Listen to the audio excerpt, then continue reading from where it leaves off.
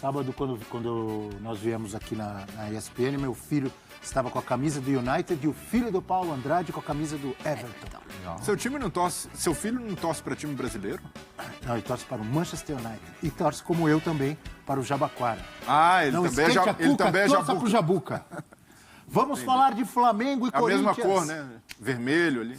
Jabuca? Vermelho e amarelo. Vermelho e amarelo. Vermelho e amarelo. Eram as coisas da Espanha, né? Exatamente. Jabuca. Conhece, professor? Jabuca era o Espanha. Sim. Fundado por jornaleiros. Eram chamados tribuneiros, porque eles vendiam a tribuna de Santos. E sabe quem começou o Jabuca? Baltazar Cabecinha de Ouro. Gilmar dos Santos Neves. Gilmar dos Santos Neves. Jogadores que estão na história do Corinthians. Já que estamos falando de Jabaquara, de time gigante, vamos falar de Corinthians e Flamengo. A grande decisão da final da Copa do Brasil. Por que vocês estão rindo? Grande decisão da Copa do Brasil. Vitor Pereira e Dorival Júnior falaram já sobre a preparação das equipes. Fizemos a gestão que foi possível. Eu acho que, sinceramente, acredito que a equipa vai estar no seu melhor nível na quarta, na final. É a possibilidade de um título, uma oportunidade enorme para nós e temos que agarrar. Temos de ter muita fome. Nesse dia temos de estar, não vamos almoçar, vamos para um pequeno almoço, para ver se chegamos com muita fome ao jogo. Essa preparação ela não acontece de hoje para amanhã. Não será de terça para quarta-feira, entrando em campo na quarta, jogando dentro da arena do Corinthians. Não, ao contrário, ela vem sendo feita gradativamente, todos participando, todos não deixando com que percamos assim o foco principal, né, e os nossos objetivos maiores.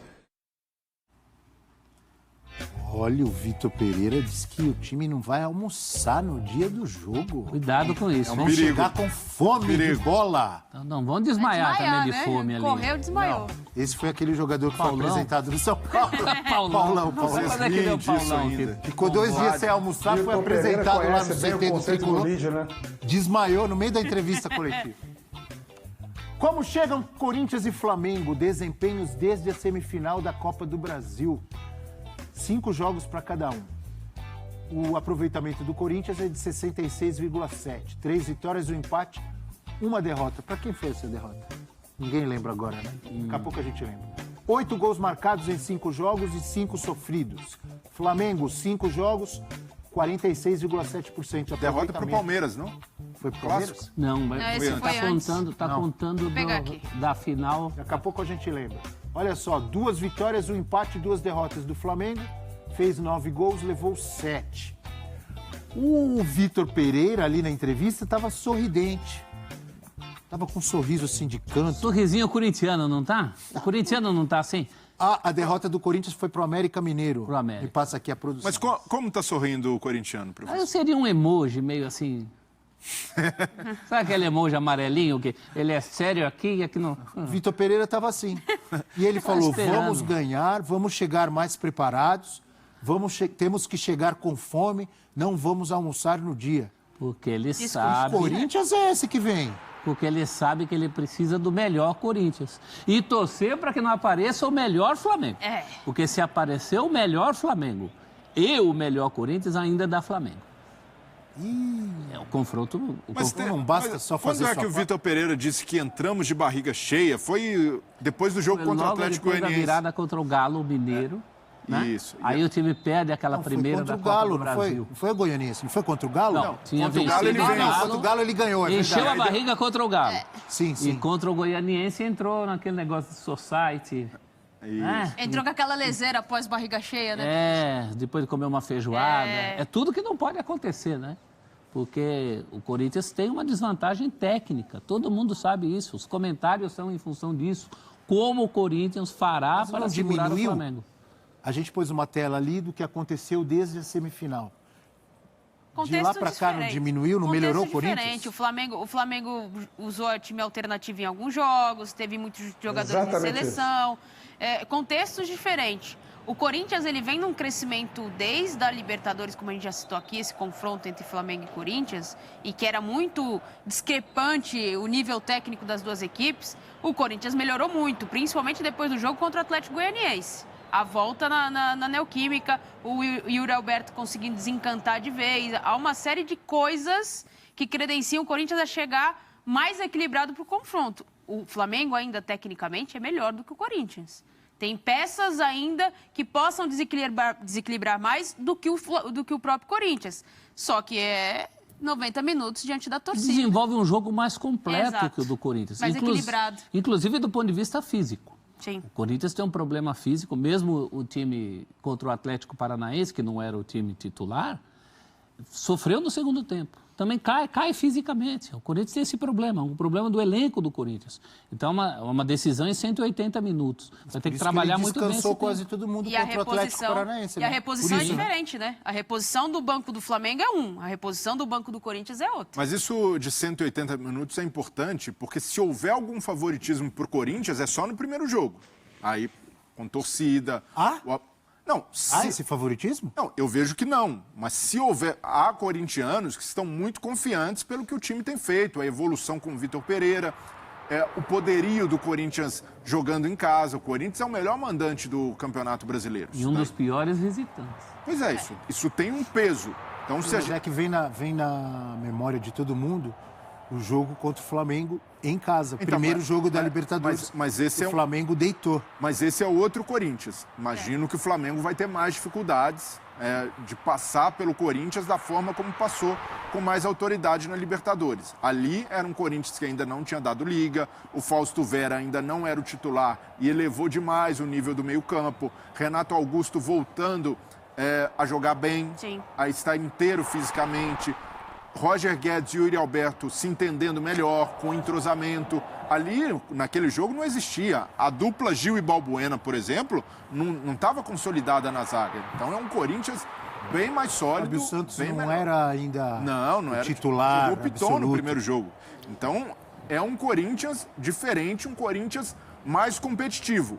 E esse Corinthians tem condições de ganhar na Neoquímica Arena? Acredito que sim. É um Corinthians que vai fazer um jogo...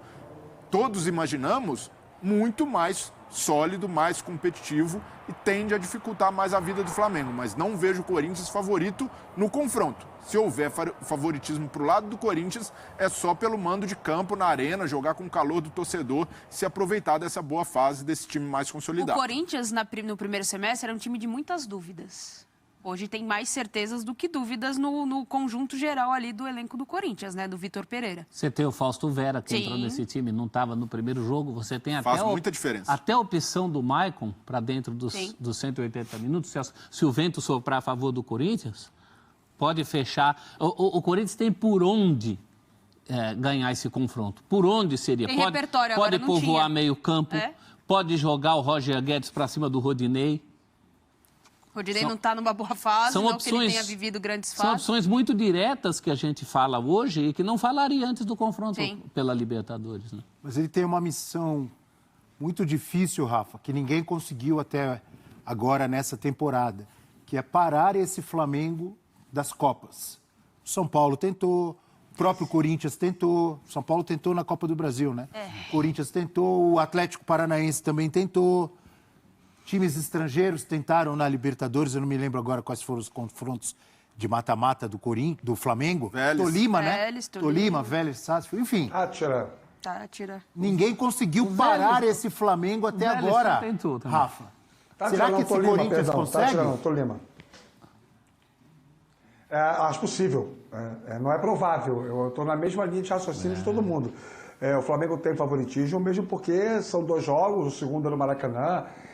Sei que muita gente discute se é vantajoso ou não jogar a segunda partida em casa. Eu sempre acho vantajoso e entendo isso porque, por uma questão de dedução finita, o jogo que decide é o segundo, teoricamente. A não ser quando alguém consegue fazer uma grande vantagem no primeiro jogo, mas em clássico, em decisão, isso não é muito comum. A cada 10 decisões, estou chutando aqui um cenário hipotético, mas a cada 10 decisões, de memória, talvez 8 tenham sido resolvidas com um placar elástico no primeiro jogo. Sempre fica mais amarrado, e aí no segundo jogo que as coisas acontecem. Por isso que é vantajoso fazer o segundo jogo em casa, na minha avaliação.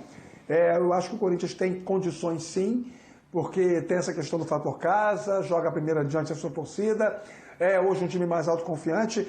Quando a Natália fala sobre a diferença de cenário nesse intervalo daquele jogo da Conmebol Libertadores para esta final da Copa do Brasil, veja, o Flamengo não precisava provar muita coisa nesse período todo até essa decisão contra o Corinthians, né? O Flamengo tinha uma cara, um jeito confiável, interessante, eficiente, finalista das Copas.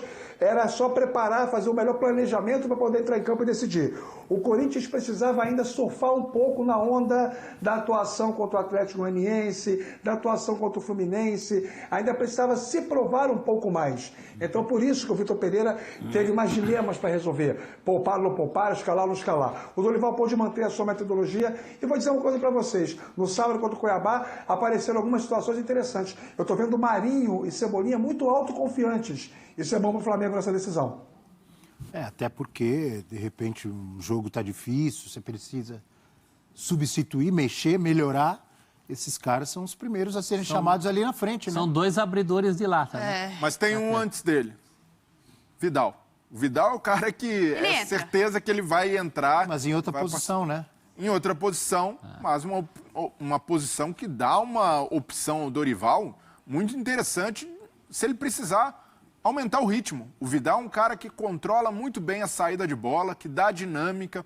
Por mais que não tenha o mesmo vigor físico de marcação de João Gomes, de Thiago Maia, para uma opção de segundo tempo, é um luxo enorme ter um cara como o Vidal no banco. O Vidal não é para fazer fumaça, mas é para alimentar a caldeira, né? Ele vai...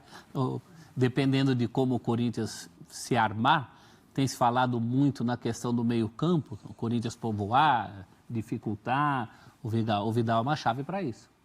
Então, e o Corinthians, por mais que não tenha... Uma preocupação no Corinthians, grande.